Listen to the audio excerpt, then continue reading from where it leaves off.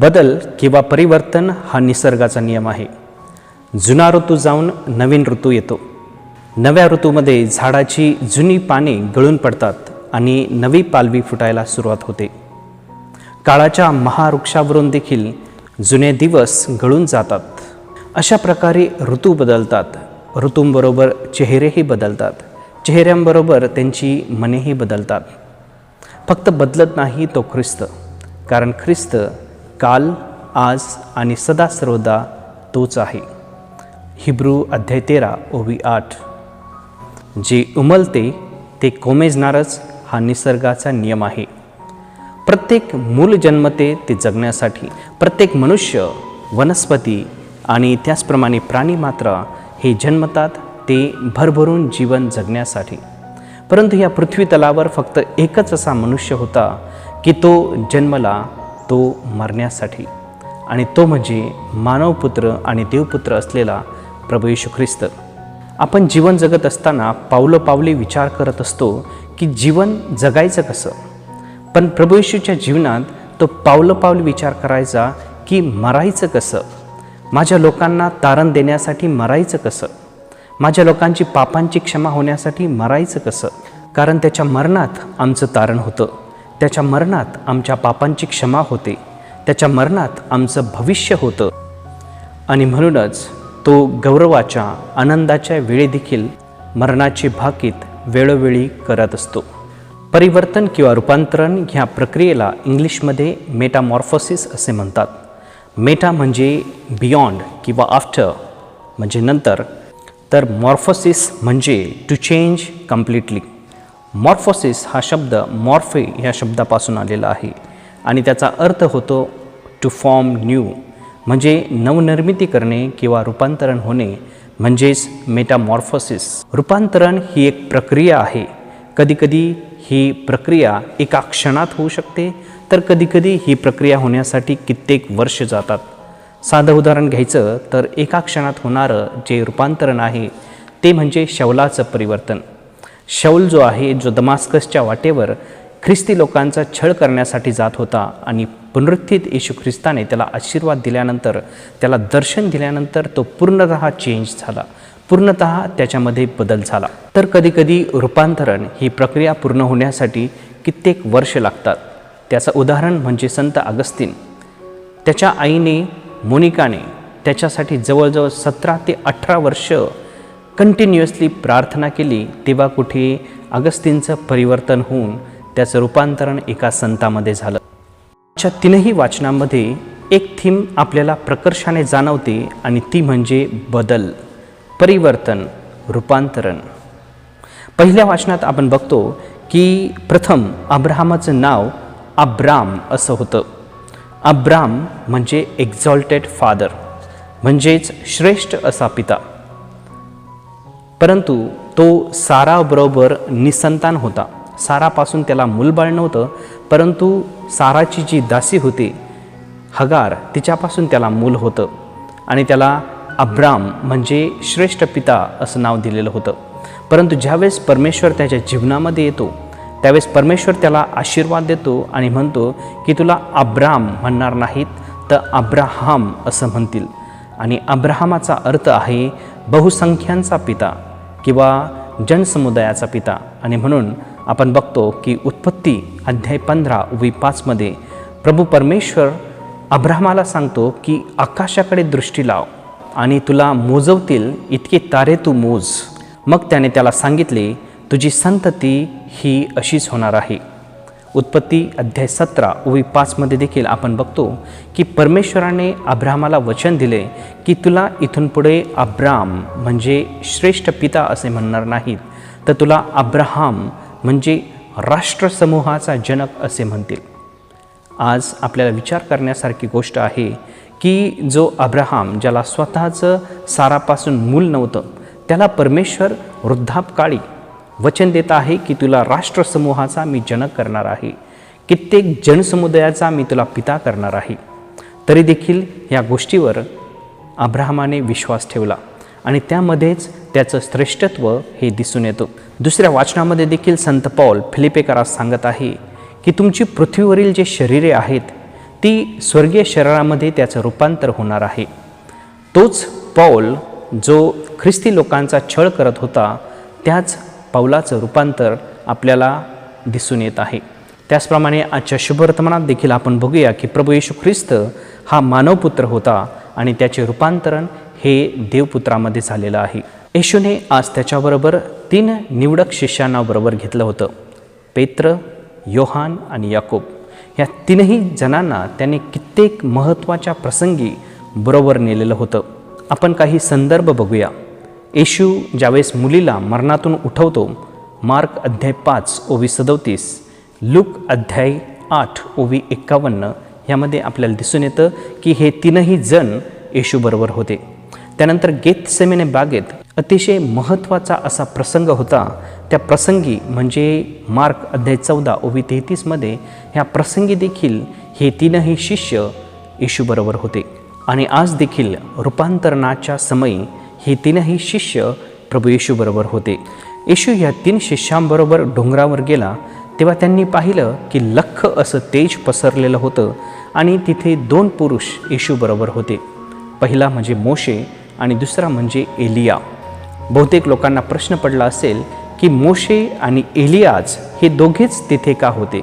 आपण जर पवित्र शास्त्राचा अभ्यास केला तर आपल्याला असं दिसून येईल की आपल्या पवित्र शास्त्रामध्ये असे बहुतेक असे महान लोक होते की जे ह्या डोंगरावर येशू ख्रिस्ताबरोबर उपस्थित राहू शकले असते.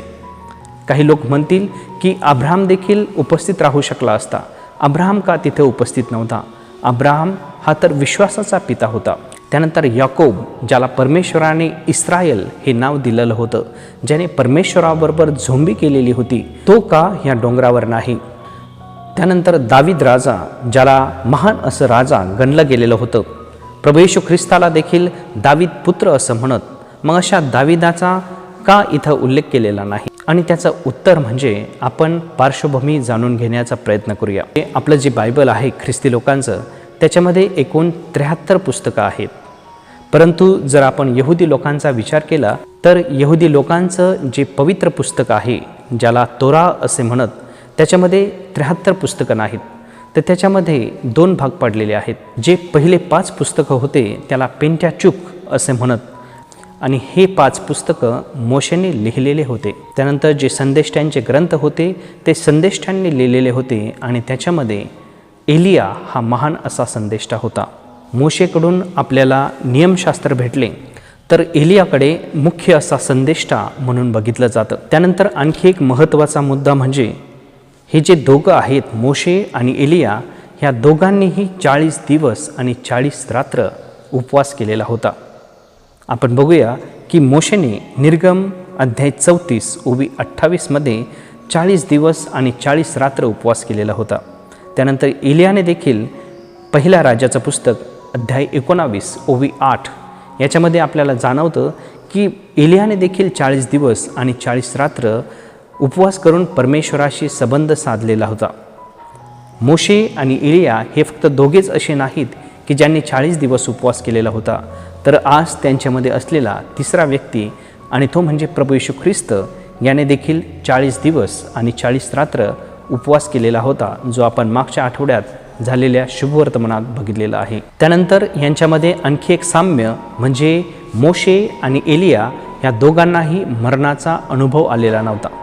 आपण बघूया की इतर जे महान असे लोक पवित्र शास्त्रामध्ये होते, दावीद असेल, शल्मोन असेल, अब्राहम असेल किंवा याकोब असेल, शमुवेल असेल, या सर्व जे लोक होते त्यांना मरणाचा अनुभव आलेला होता. परंतु ह्या मोशे आणि एलियाला मरणाचा अनुभव आलेला नव्हता. आणि म्हणूनच आपण बघूया की मोशे संदर्भात आपल्याला अनुवाद अध्याय 34 ओवी 5 ते 6 एक महत्त्वाचा संदेश मिळत आहे आणि तो म्हणजे की मोशेची कबर ही सापडलेली नाही. त्यानंतर एलिया जो होता की परमेश्वर हा त्याचा अग्निरथ पाठवून एलियाला सदेह आपल्याबरोबर घेऊन जात आहे. म्हणजे या दोघांनाही मरणाचा अनुभव आलेला नव्हता आणि ते दोघे प्रभू येशू ख्रिस्ताबरोबर ह्या कारणामुळे होते. आणि त्याचप्रमाणे आपल्याला दिसून येईल की मोशे हा जो रिप्रेझेंट नियमशास्त्राला करत होता आणि एलिया जो रिप्रेझेंट हा संदेष्टांना करत होता, त्या दोघांचाही मिलन प्रभू येशू ख्रिस्तामध्ये झालेलं आहे. येशू ख्रिस्त हा नियमशास्त्र आणि संदेष्टा यांचं मिलन आहे, यांची तो पूर्तता करत आहे. आणि म्हणूनच हे दोघं व्यक्ती त्या डोंगरावर येशू ख्रिस्ताबरोबर रूपांतरणाच्या समयी होते. त्यानंतर रूपांतरणाच्या समयी आपल्याला आणखी एक गोष्ट प्रकर्षाने जाणवते की काही वेळानंतर मोशे आणि एलिया हे दोघेही अंतर्धान पावतात, परंतु प्रभू येशू ख्रिस्त तसाच राहतो. याचा अर्थ काय? याचा अर्थ हाच आहे की नियमशास्त्र आणि संदेष्ट्यांचे ग्रंथ हे एक वेळेस अंतर्धान पावतील, परंतु प्रभू येशू ख्रिस्त कधीही अंतर्धान पावणार नाही. तो अल्फा आणि ओमेगा आहे. बहुतेक लोक जे आहेत ते 40 दिवस उपवास करतात, त्यांच्या शरीरामध्ये परिवर्तन होतं, त्यांचं वजन कमी होतं, परंतु आत्म्यात काही बदल होत नाही, हृदयाचं परिवर्तन होत नाही. तर ह्या उपवास काळाला काहीच अर्थ राहणार नाही. आणि म्हणूनच ख्रिस्ताराही माझ्या प्रिय बंधुभगिनींनो, रूपांतरण जर घडवायचं असेल तर ते शरीराचं नव्हे तर आपल्या आत्म्याचं घडलं पाहिजे. आणि हे रूपांतर कशा तऱ्हेने होऊ शकतं? ख्रिस्त सभेने आम्हाला प्रार्थना, उपवास आणि दानधर्म अशा प्रकारचे 3 महत्त्वाचे स्तंभ दिलेले आहेत की ज्याच्याद्वारे आपण उपवास करून, प्रार्थना करून आणि दानधर्म करून परमेश्वराच्या जवळ जाऊ शकतो.